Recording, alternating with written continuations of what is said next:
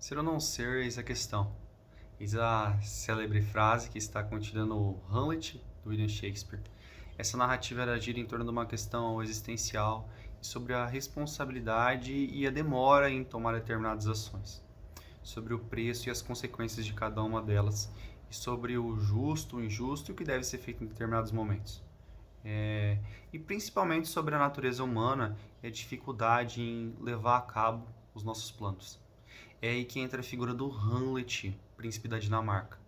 É ao noticiar que seu pai foi morto, que seu pai estava morto, ele retorna dos seus estudos para a Dinamarca e, pensando ele que iria retomar o seu trono, que lhe era de direito, não, ele teve suas sua intenção, ou seja, o que lhe era de direito, frustrada, porque chegando lá ele encontra a sua mãe e seu tio que a desposou em um leito incestuoso, como afirma ele, agora como rei do país.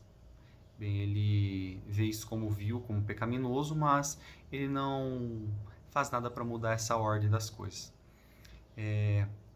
Mas no castelo, paralelamente, ocorre um grande fato. Dois soldados noticiam que um espectro, um fantasma, estava rondando as torres do castelo. Logo eles noticiam Horácio, que era um dos nobres da corte e um grande amigo de Hamlet. Horácio vai em outra noite lá nessa torre, no mesmo horário lá da madrugada, junto com os soldados, e também encontra o espectro. E ele vê que esse espectro é como o pai de Hamlet, o falecido rei Hamlet. E então ele conta para Hamlet e eles vão todos lá reunidos procurar esse fantasma na outra madrugada. Lá Hamlet sai correndo atrás do fantasma e aí nesse momento eles têm um diálogo. Esse fantasma, claro, apesar da aparência, se apresenta como o falecido rei e ele narra que o atual rei, seu irmão e tio de Hamlet, o matou. Numa tarde, como de costume, ele estava dormindo no jardim e ele acorda com algo sendo pingado em seu ouvido. Para todos da Dinamarca, o rei foi morto como uma picada de uma cobra, mas para esse espectro, ele fora morto através do envenenamento realizado por seu irmão. E aí Hamlet ouve tudo isso, fica atônito, espantado, e o espectro exige de Hamlet uma vingança, uma justiça. Ou seja, que Hamlet mate o atual rei, como em tese deveria ser feito. Hamlet termina a conversa com esse espectro e chegam os dois soldados e seu amigo lá e ele faz sob o fio da espada com que eles prometam que isso nunca foi visto por eles e que isso nunca aconteceu, que isso nunca sairia de lá. Então eles juram essa lealdade, fazem essa promessa para Hamlet e para o espectro que no fundo está gritando prometam, prometam, jurem. Então Hamlet ele afirma que agora de em diante ele vai fingir loucura para conseguir executar o seu plano. Esse é o primeiro ponto da narrativa que é importante a gente refletir sobre a responsabilidade, sobre as atitudes. Hamlet ele começa a pensar como ter certeza de que o fantasma realmente era o fantasma de seu pai e não era apenas um demônio tentando influenciá-lo a cometer mais um pecado. Como então, se realmente era seu pai, executar esse plano e como ele deveria se comportar para não ser descoberto. Aí ele começa a se fingir de louco, falar coisas sem sentido, ter ações sem sentidos e começa a postergar essa vingança que ele deveria fazer. É aí que, nesse momento de luto, de sofrimento, dentro dessa narrativa e dessa busca pela certeza de executar ou não essa ação, ele vai ter aquele monólogo, né, aquela reflexão consigo mesmo, que traz a frase, o ser ou não ser, eis a questão. Ele vai afirmar assim: ser ou não ser, eis a questão. Saber se é mais nobre na mente suportar as pedradas e flechas da fortuna atroz, ou tomar armas contra as vagas da aflição. E, ao afrontá-las, dar-lhes fim, morrer, dormir, só isso. E dizer que com o sono damos fim à nossa angústia e aos 1000 assaltos naturais, que a carne herdou. Sim, eis uma consumação, que cumpre ardentemente ansiar, morrer, dormir, talvez sonhar, Sim, aí está o entrave, pois no sono da morte os sonhos que virão, depois de repudiado o vórtice mortal, nos forçam a refletir. E é bem esse reparo que dá à calamidade uma vida tão longa. Pois quem suportaria o açoite e o esgar do mundo, a afronta do opressor e o insulto do soberbo, o baque do amor ferido e o lento da lei, a insolência do mando e este bruto achincalhe que o mérito paciente recebe do inepto, se pudesse ele próprio quitar sua quietude com um reles punhal? Quem suportaria fardos, gemendo e suando numa vida de fadigas? Senão porque o terror ante algo após a morte, a terra inota de cujos confins nenhum viajante retornou, nos congela a vontade e nos força a aguentar os males que já temos, em vez de ir para outros que desconhecemos. E assim a consciência faz todos nós covardes. E assim a cor nativa da resolução ganha o tom doentio do pensamento pálido e empreitadas de grande vigor e valor. Com tais ponderações, suas águas ficam turvas e perdem o nome da ação. Mas o silêncio agora, a bela Ofélia, ninfa em tuas orações, sejam lembrados meus pecados. Aí Hamlet vai se questionar sobre ser, ou seja, estar vivo ou não ser, deixar de estar vivo. E sobre o valor da vida diante dessas aflições. Ele se questionar, será que se nós tivéssemos certeza do que aconteceria após a morte, fosse apenas uma calmaria, nós permaneceríamos vivos diante dessas aflições ou nós tiraríamos a própria vida? Mas Hamlet não tem coragem de levar nenhuma dessas decisões a cabo, ele apenas reflete. Então, na busca por descobrir se o rei era ou não assassino de seu pai, ele aproveita de uma oportunidade. Porque em determinado momento chega uma comitiva de artistas na cidade e ele pede para esses artistas encenarem uma peça para a corte. Nessa peça eles repetem a narrativa que o espectro contou para Hamlet. E aí ele fala, olha, eu vou ver a expressão do rei e dependendo de como ele reagir, eu vou ter certeza de que ele matou ou não matou meu pai. Então eles encenam essa peça e o rei ele fica atônito, ele levanta, começa a falar um monte de frases, fica perdido e sai da corte passando mal. Aí ele tem certeza de que o rei, ele executou o seu pai, assassinou o seu pai e não foi apenas a picada de uma cobra. Posteriormente, dentro desse momento, o Hamlet ele passa por uma das salas do castelo e vê o rei ajoelhado no santuário tentando, para Hamlet fazendo uma oração, mas de fato ele estava tentando rezar e não estava conseguindo. E nessa fala, sozinho, o rei confessa de que ele não sentia nem arrependimento do que ele tinha feito. Mas ele não consegue chegar a rezar, e Hamlet vendo isso, acha que o rei está rezando e fala, eu não vou matar ele agora, porque eu não vou conseguir executar a minha vingança, que se eu matar ele no momento da reza, ele ainda vai para o céu, eu não vou conseguir vingar a morte do meu pai. E aí está o excesso de reflexão, ele poderia ter feito a justiça na terra através da vingança da morte do pai e deixado que Deus o julgasse no céu da maneira com que bem entendesse. Mas Hamlet queria não só a morte física, mas queria a condenação para o inferno, no inferno ou purgatório para esse tio. Aí, então ele vai até o quarto de sua mãe e lá ele começa a esculachá-la. Literalmente, falar várias verdades e humilhá-la. Ele apenas não a matou, mas por dentro daquele corpo, realmente ele cometeu um assassinato. De tanto que ele a humilhou e falou as verdades para ela sobre os atos que ela estava cometendo e quão sujos e errados eles eram na concepção do Hamlet e da própria rainha. Acontece que ele viu um movimento atrás da cortina e ele desconfia que é o rei que está lá escondido, então ele puxa a espada e atravessa a cortina. Quando ele tira a espada, cai um corpo, ele vai ver, não é o rei, mas é Polônio. Polônio era um dos nobres da corte, cujo qual a sua filha e Hamlet tinham uma paixão, um certo tipo de relação, amorosa, e Hamlet dizia que amava muito Ofélia, mas ele não poderia ficar com a Ofélia, porque em tese ele estava louco. Ele falou até para Ofélia fugir para um convento e se isolar, que coisas terríveis aconteceriam. Mas ele mata o pai de Ofélia.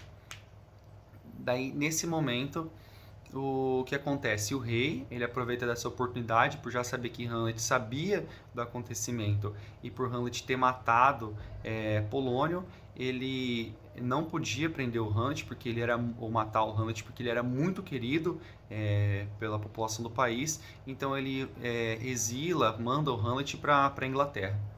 E junto com o Hamlet, ele manda dois amigos íntimos do Hamlet, junto com uma carta para o rei da Inglaterra, executar o Hamlet, cortar o pescoço do Hamlet lá na Inglaterra, para ele não ter que assumir a responsabilidade.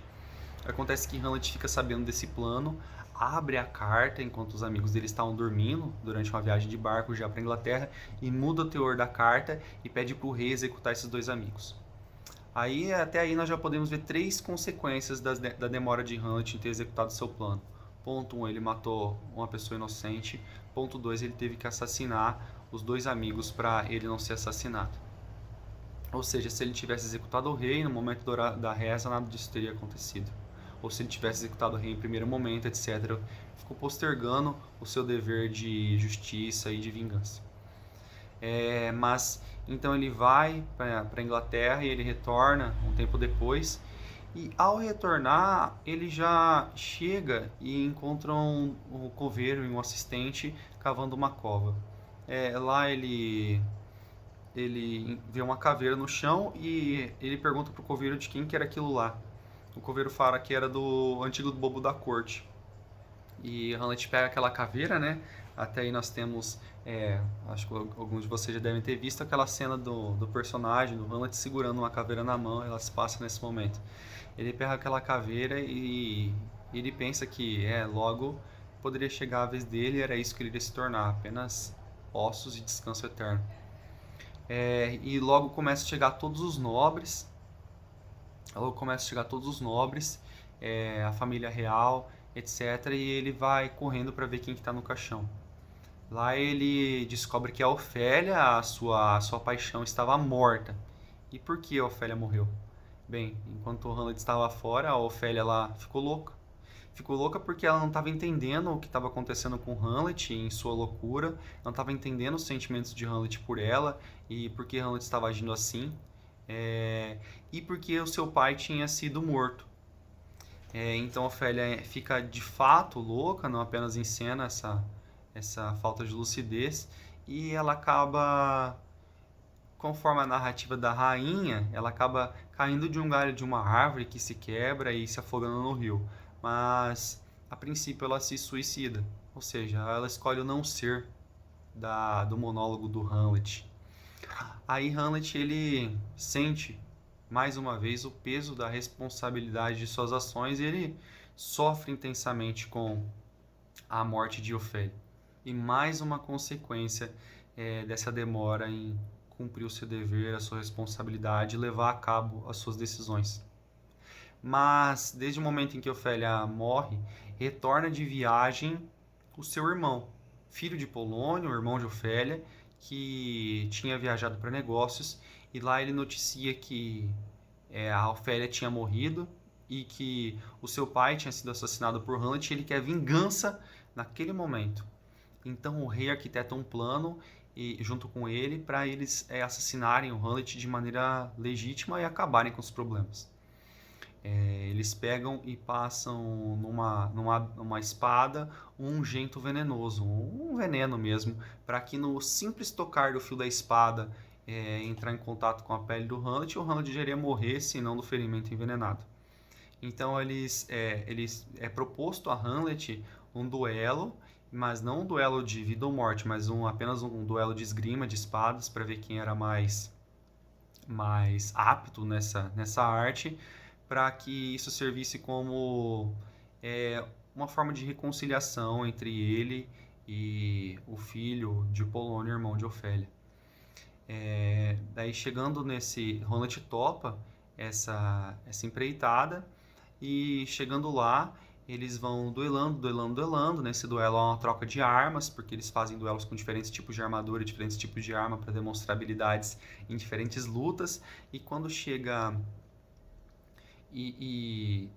quando chega nesse tipo de espada, a rainha e o rei que estavam lá assistindo ainda, a rainha falou que que queria brindar a como o Hamlet estava sendo bem, que o Hamlet estava vencendo todas as modalidades.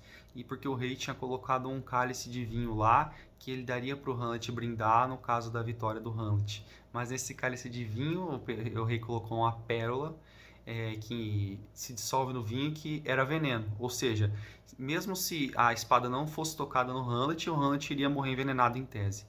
Então a rainha fala que quer brindar, o Hamlet vai lá beber o vinho que era pro Hamlet beber, que o rei já tinha oferecido a ele, mas o Hamlet agradeceu, falou que estava sem sede e que beberia ao final. E o rei fala, não, não beba, não beba, não precisa disso. Dela, não, com sua licença, meu rei, com seu perdão, vou beber, vou brindar a Hamlet. E nesse momento ela bebe o vinho, bebe um pouco do vinho, celebra ao êxito do Hamlet, e logo depois o Hamlet ele é tocado pela espada, e a rainha começa a desfalecer, e o irmão de Ofélia também, o irmão de Ofélia, ele deixa cair a espada, Hamlet pega a espada e também toca com a espada nele, e nesse momento ele também começa a desfalecer, e aí ele confessa a Hamlet o que estava acontecendo, tanto o plano de envenená-lo, quanto o envenená-lo pelo cálice de vinho, quanto o veneno na espada. E aí é nesse momento, diante da morte iminente de sua mãe, de seu amigo e agora inimigo, e da presença de seu tio executando todo esse plano, é que ele toma coragem, pela primeira vez vai lá, pega a espada, atravessa o seu tio e mata ele. Mas nesse momento a sua mãe morre, o seu colega barra inimigo morre, ele também está, o rei daí morre, aí foi executada a vingança, mas Hamlet também está afadado à morte, ele morre alguns minutos depois. Ou seja, quais foram as consequências dessa demora em cumprir o seu dever e realizar os planos que ele tinha arquitetado? Seríssimas, toda a linhagem dinamarquesa, real dinamarquesa, vem a falecer, a sua paixão vem a falecer, seus amigos vêm a falecer, sua mãe vem a falecer, ou seja, tudo dá errado por causa da necessidade de executar essa vingança e a não execução dessa vingança na hora certa. E aí no final, o reino da Dinamarca vai ficar pro Fortinbras, que é filho do rei da Noruega, se não me falha a memória, da Noruega, que foi morto também pelo pai de Hamlet, que logo quando Hamlet estava morrendo, chega uma comitiva desse rei, porque eles queriam tomar desse atual rei, filho desse rei morto, eles queriam tomar a Dinamarca, e Hamlet diz que o reino é para ficar para eles. E aí se encerra a narrativa. Bem, e de fato é uma reflexão sobre as nossas atitudes, sobre um equilíbrio entre o desejo, os planos e a capacidade de executá-los, e também a consequência na execução desses planos, sobre a natureza humana e a dificuldade de agir perante aos deveres e do excesso de reflexões e de incertezas e de angústias na nossa existência. Esse é um clássico da literatura mundial e que todos nós, ao menos, devemos entrar em contato com a história, como estamos fazendo agora, e, se possível, devemos ler o livro para ter acesso a essa obra original.